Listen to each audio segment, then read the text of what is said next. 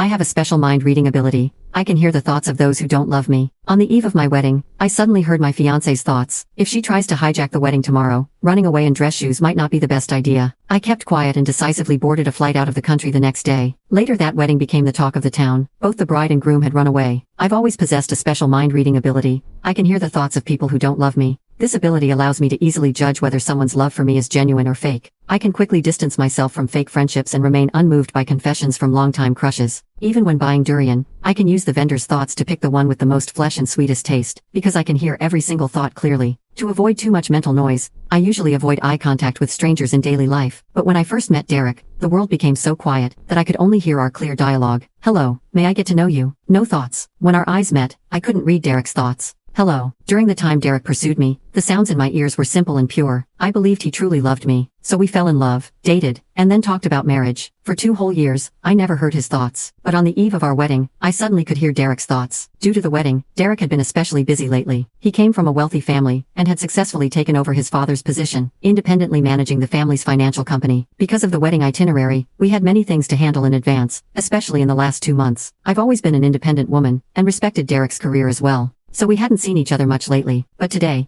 as we were finalizing the outfits, I couldn't help feeling sweet at the thought of our rare time together. When I arrived at the studio on time, he was already there trying on shoes. After saying something to the staff, he walked out while talking on the phone, his tone very reassuring. I could understand his busyness. Managing a company wasn't easy, especially since the White family had more than one heir. We exchanged a knowing glance, but suddenly I heard Derek's voice in my head. Yvonne says she's going to hijack the wedding tomorrow. I should wear sneakers to run more easily. Yvonne? Hijack the wedding? I froze on the spot, staring at his mouth, confirming this was indeed his inner thoughts. I didn't know how to react. Even though it was a hot summer day outside, a chill spread through my body, paralyzing me. I could hear his thoughts now, and the implications were obvious. Out of the